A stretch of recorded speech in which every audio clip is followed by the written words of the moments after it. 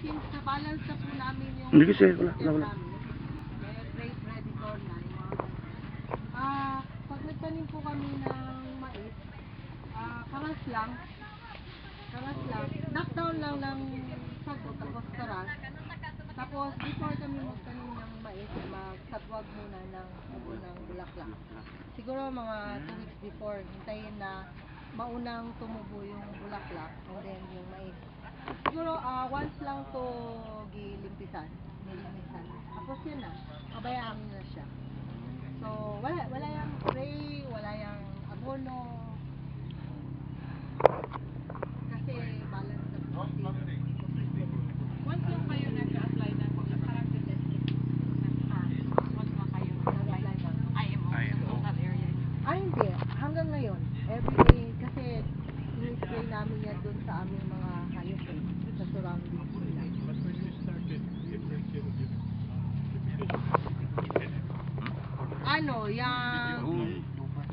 Oo. Lahat po.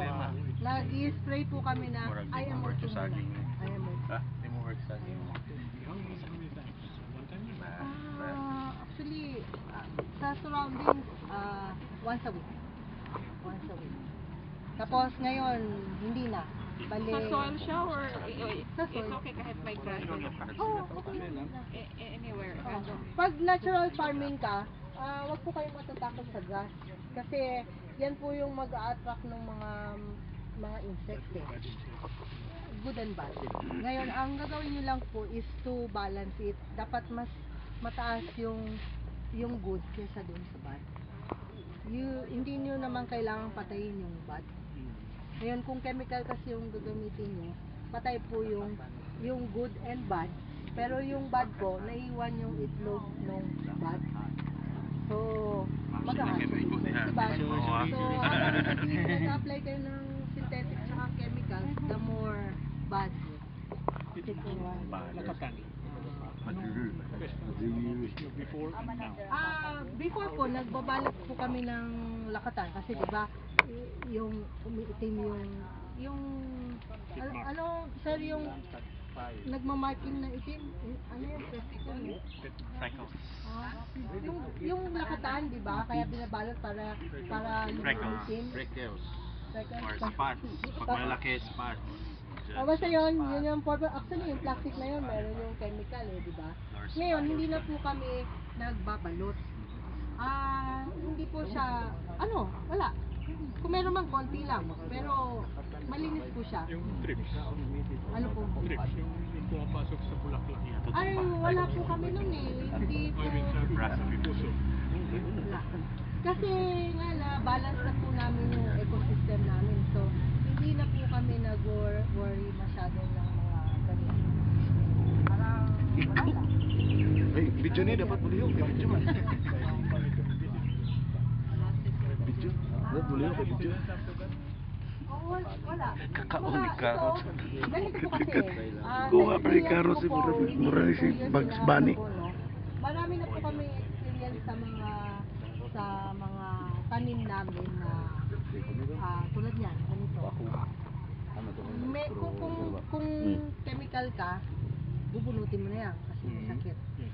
Kami, diyan ka lang. Bahala ka lang dyan. Whether you recover or not. Oh yeah. Ma-amaze po kayo. Meron talagang magsusurvive dyan.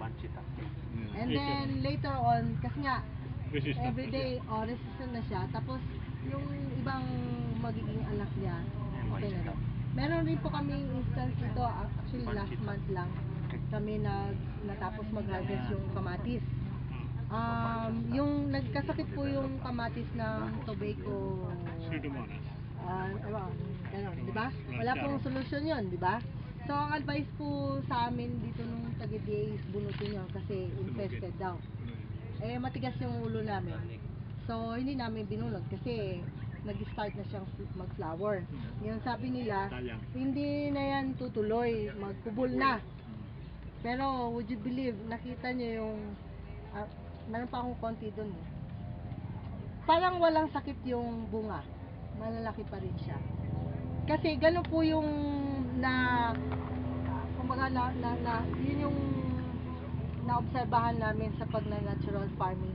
kahit may sakit yung tanim, bubunga at bubunga pa rin siya. Maganda pa rin. If ever man, like for example, yung atsal, pag magkulot-kulot na, wala na yan. Kami, hindi namin binubunot.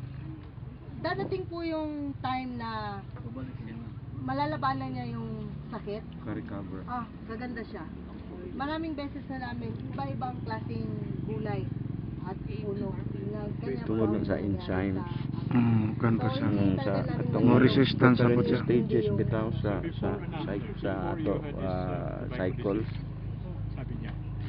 Mag-will. So self kwan lang siya. Yung Resistant na. Siya nga makadevelop na sa resistance. Oo. Then maka-recover. Murag sa atong body nga ang antibodies na to mo parang tao one ba? sub Maka-resist. makaresist. Ato lang. Bukat lang ang ato Mataas tagaan of katong immune system booster. Mo lang Which is mo lang itong mo nang gi-spray. kung is plant juice. Mura na siya. Growing point. Mura na siyang principle Na unang na-attack. to booster sa resistance niya. Murag ganun din, but natural. Ang ginamit natin natural. Niya ng ng kamatis no.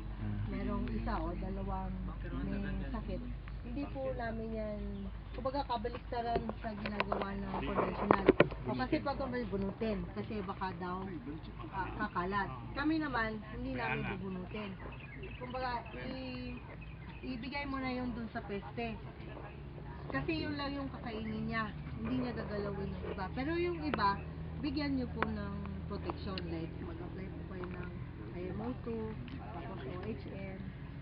Ang ginagawa po namin sa gulay namin, early in the morning, nag-IMO2 po kami. Tapos, sa afternoon po, yun naman po yung pag-apply ng OHN. Kasi pag early in the morning, dun po active yung mga pollinators. So, dapat hindi nyo siya lagyan ng ng makakadistract Repellent. sa Repellent. niya. Sa afternoon naman, doon naman active yung mga peste. So, doon ka mag-apply ng OHN. Tapos yung protocol po, yung vegetative changeover period. Pag yung mga pero ngayon po hindi po kami masyadong nag-apply yung sa vegetative sa sa mga pechay, kasi since mataba naman po yung lupa.